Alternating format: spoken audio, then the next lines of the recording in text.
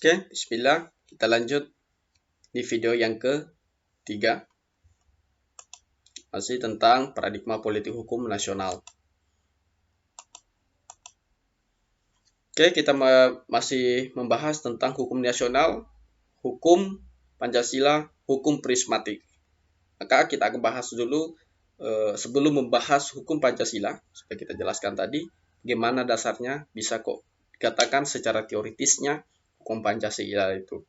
Nah, menurut Hochfeld, terdapat dua nilai sosial yang hidup dalam mempengaruhi warga masyarakat.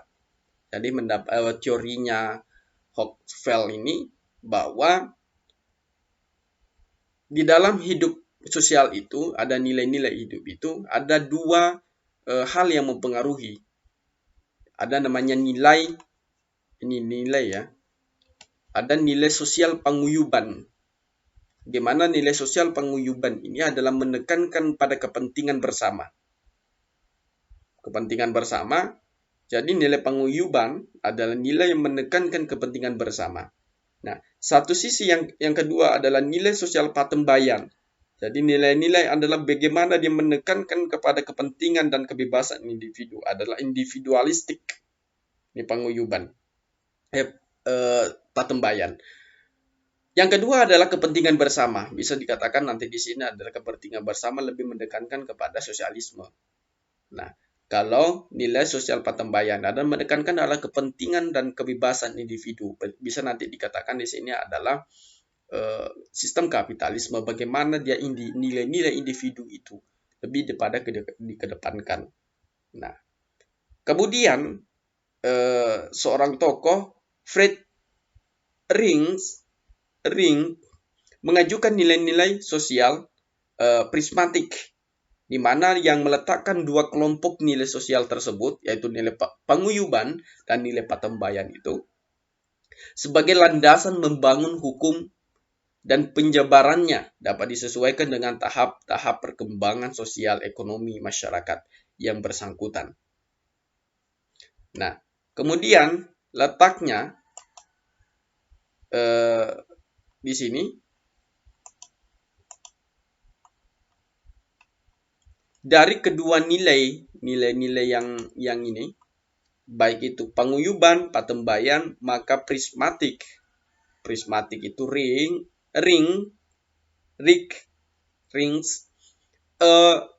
ada kombinasi, maksudnya di jalan tengah.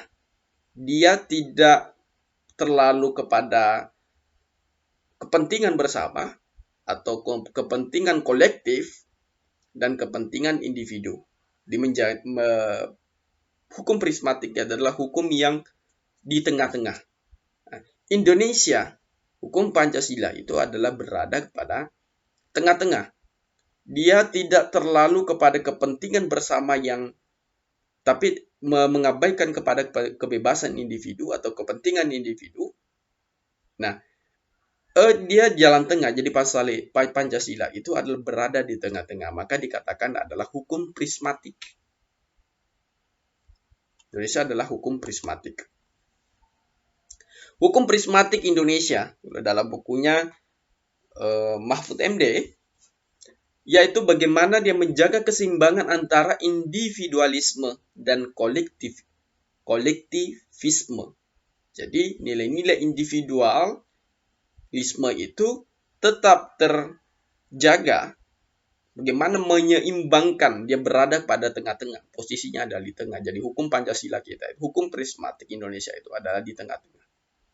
Tidak terlalu individualisme nanti menjadi sosialisme, kapitalisme. Tidak dia terlalu kolektivisme, nanti takutnya akan menjadi sosialisme. Ya kan? Yang kedua adalah keseimbangan antara restate dan the rule of law. Restate itu adalah kepada bagaimana kemudian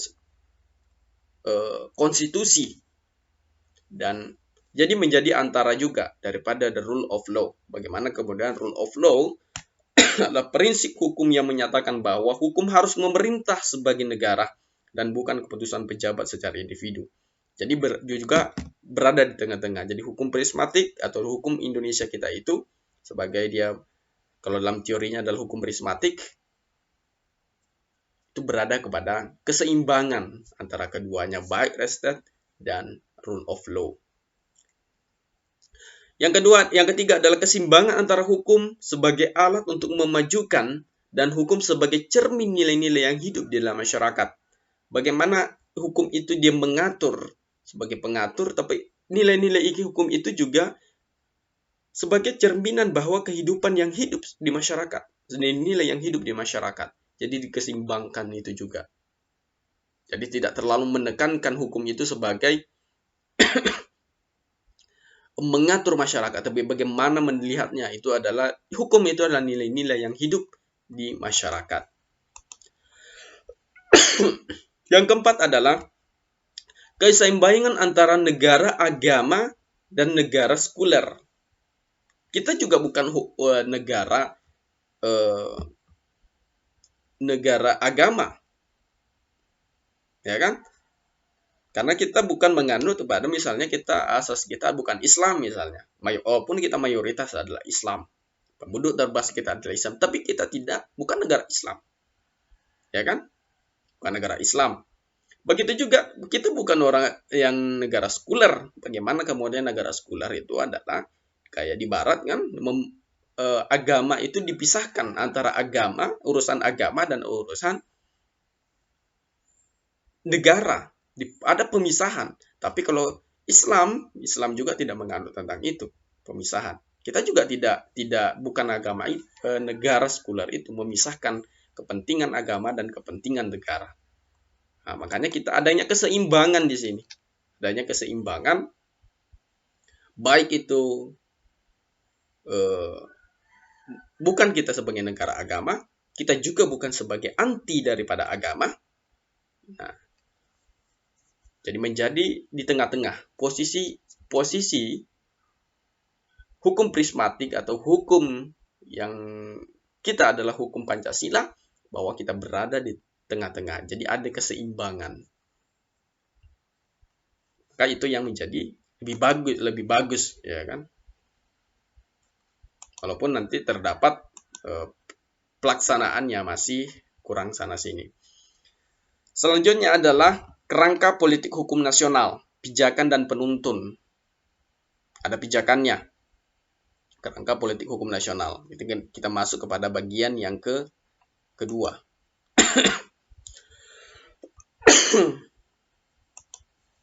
Pijakannya adalah bagaimana politik hukum nasional harus selalu mengarah pada cita-cita bangsa, yakni masyarakat yang adil dan makmur.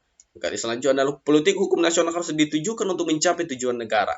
Jadi semuanya kepada pembukaan Undang-Undang Dasar 1945 alinea keempat itu. Politik hukum nasional harus dipandu oleh nilai-nilai Pancasila sebagai dasar negara. Sistem hukum yang dibangun adalah sistem hukum Pancasila atau prismatik.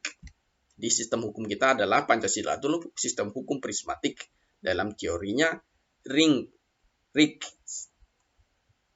Itu. Jadi pijakan dan penuntun. Bagaimana kemudian politik hukum nasional itu harus selalu mengarah pada cita-cita. Jadi tidak boleh lepas dari tujuan daripada negara itu.